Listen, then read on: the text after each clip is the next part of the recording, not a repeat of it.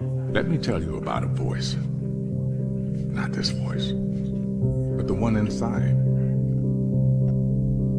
The one that whispers.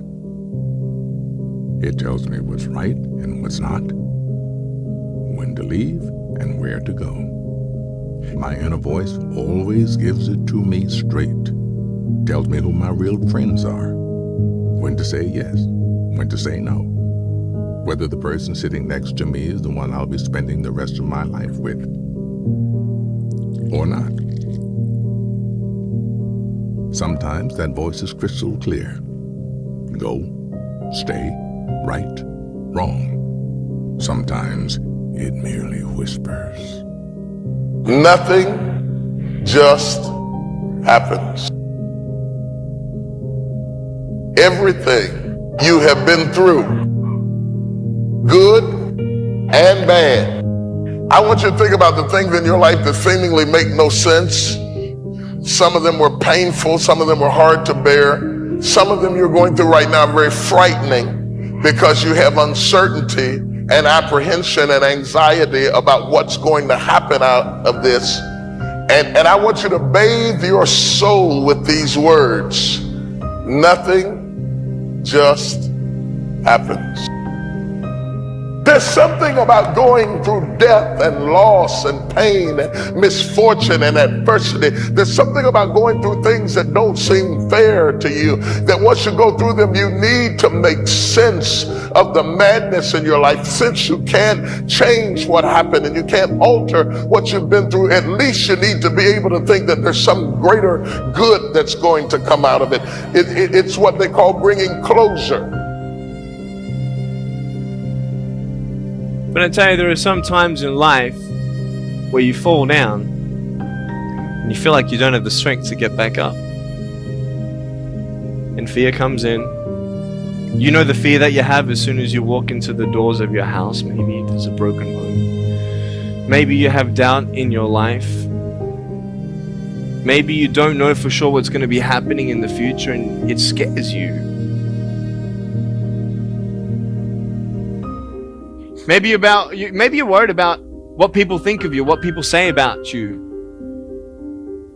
Just that fear paralyzes you. And I just want to ask you today, do you think you have hope? That's rough. How people look at you, how they respond to you. It's very hard. It's humiliating. Here's what I discovered that happens to you in life, that you will go through things, and while you're going through them, you can't understand why it's happening to you. But after you go through it, you get back and you look at it and you say, oh, now I understand why I needed that lesson. I couldn't understand it then. But after I got through it, then I saw that that was preparing me for bigger and better things.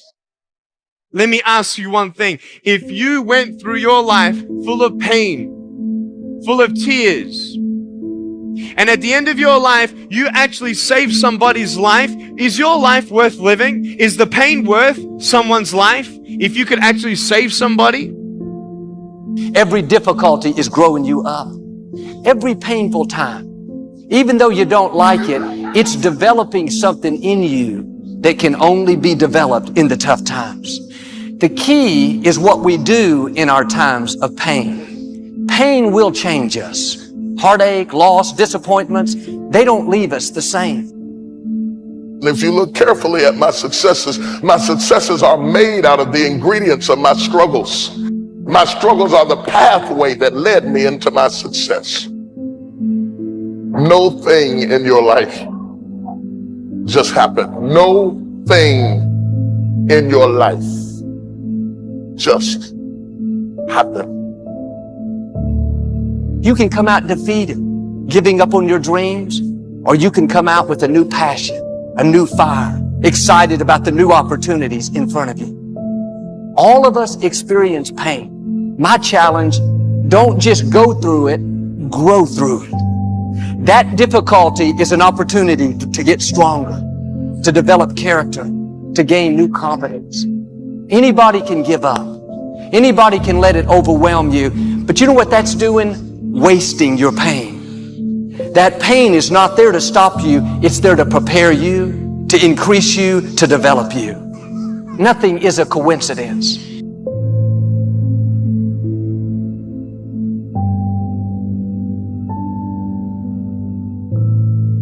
Where will you be in your business, in your life in 36 months? Not because you hope, because you decide. If you keep up your present disciplines and keep up the present pace that you're on, where will you be in 5 years?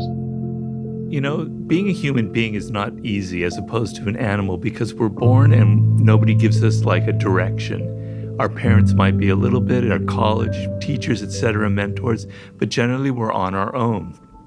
And it's a very, very difficult process.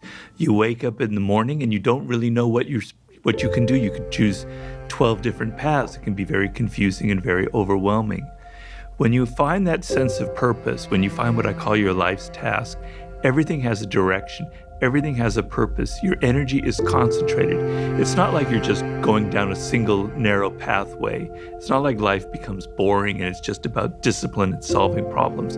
It's actually the most exciting thing that can ever happen to you, because you never have that lost feeling. You wake up in the morning and you go, yeah, this is what I need to accomplish.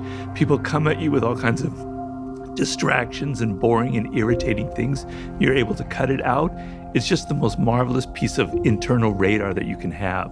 So I genuinely wish that everybody can find that kind of internal radar. When you were born, you are a phenomenon. You are unique. Your DNA has never occurred in the history of the universe, going back billions of years. It will never occur in the future. Your life experiences with your parents and everything that you experience in your early years going on up is unique. It's yours.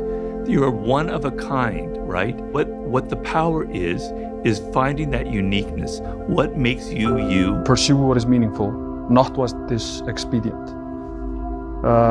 You write in the book, there is no faith and no courage and no sacrifice in doing what is expedient. What do you say to those viewers that don't pursue their dreams and are locked in their careers because they are too afraid to take risks and pursue something meaningful? Well, the first thing I would say is, well, you should be afraid of taking risks and pursuing something meaningful. But you should be more afraid of staying where you are if it's making you miserable. It's like the first thing you want to do is dispense with the idea that you get to have any permanent security outside of your ability to contend and adapt. It's the same issue with children. It's like, you're paying a price by sitting there being miserable. You might say, well, the devil I know is better than the one I don't. It's like, don't be so sure of that. The clock is ticking. Yeah, and if you're miserable in your job now and you change nothing, in 5 years, you'll be much more miserable and you'll be a lot older. But isn't it a luxury to pursue what is meaningful? Our viewers have mortgages, they have children, they have payments and loans. It's a luxury to pursue because we lack the resources. Well, I don't remember now, I'm not talking about what makes you happy. It's a luxury to pursue what makes you happy. It's a moral obligation to pursue what you find meaningful. And that doesn't mean it's easy. It might require sacrifice. If you need to change your job too, let's say you have a family and children and a mortgage, you have responsibilities. You've already picked up those responsibilities. You don't just get to walk away scot-free and say, well, I don't like my job, I quit. That's no strategy. But what you might have to do is you think, well, this job is killing my soul. All right, so what do I have to do about that? Well, I have to look for another job. Well, no one wants to hire me. It's like, okay, maybe you need to educate yourself more. Maybe you need to update your curriculum vitae, your resume. Maybe you need to overcome your fear of being interviewed. Maybe you need to sharpen your social skills. Like, you have to think about these things strategically. If you're going to switch careers, you have to do it like an intelligent, responsible person. That might take you a couple of years of effort to do properly. When you say pursue something meaningful, is it important to have a vocation? I think it's more important to have an ethos, an ethic. So I have a program, for example, called the Future Authoring Program, which is a writing program that enables people to develop a vision for their life and then to develop a strategy. And so it's based on the idea, imagine that, and it's an extension of the ideas in the book, or at least something along the same lines. The first thing that you want to do is figure out, imagine you were taking care of yourself, like you were someone you cared for, which is rule number 2, by the way, essentially. Then you should figure out, well, If you could have what you needed and wanted, what would it be? What sort of friends would you have? What would your family relationships look like? How would you conduct yourself with your children? How would you educate yourself? You need to think through how it is that your life could be properly arranged if you had that ability. And then you can aim at that. And the funny thing is that if you do posit a goal of that sort and work towards it, you will move towards it. The goal will change because you'll learn things along the way. But I mean, I've dealt with hundreds of people in my clinical and consulting practice, and we set a goal, we develop a vision and work towards it, and things inevitably get better for people. So it's not a luxury, it's difficult. It's a moral responsibility, and it isn't happiness. It's not, the pursuit isn't for happiness. It's a moral responsibility to pursue what is meaningful. Absolutely. Yeah. The idea is, he talks about 5 forms of intelligence. Our problem is we think of intelligence as mostly intellectual, but there are many forms of intelligence. There's the intelligence that has to do with words. There's abstract intelligence that has to do with patterns and mathematics. There's kinetic intelligence that has to do with the body. There's social intelligence. He has 5 of them. And the idea is your brain naturally veers towards one of them. It can veer towards 2 of them, that happens, but generally one of them kind of dominates, right? And it's like a grain in your brain that's going in a certain direction. You want to go with that grain, and because that's where your power will lie. I don't know what to say, really. 3 minutes till the biggest battle of our professional lives. All comes down to today. Either we heal as a team, or we're gonna crumble. Inch by inch, play by play, till we're finished. We're in hell right now, gentlemen. Believe me. And we can stay here, get the shit kicked out of us, or we can fight our way back into the light. We can climb out of hell. 1 inch at a time. Now, I can't do it for you. I'm too old. I look around, I see these young faces, and I think, I mean, I made every wrong choice a middle-aged man can make. I pissed away all my money, believe it or not. I chased off anyone who's ever loved me. And lately, I can't even stand the face I see in the mirror.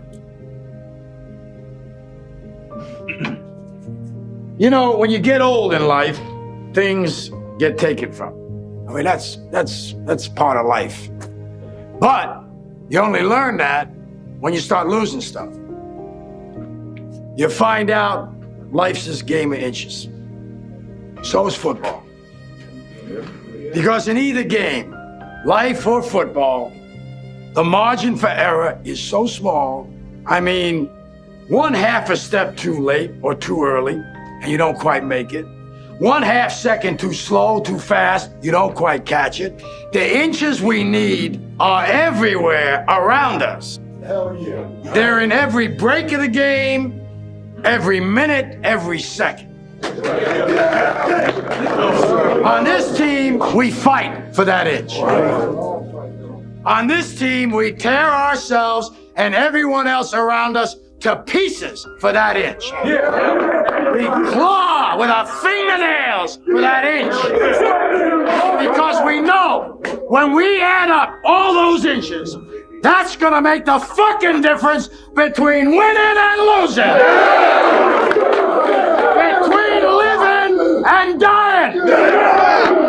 I'll tell you this, in any fight, it's the guy who's willing to die who's gonna win that inch. And I know if I'm gonna have any life anymore, it's because I'm still willing to fight and die for that inch. Because that's what living is.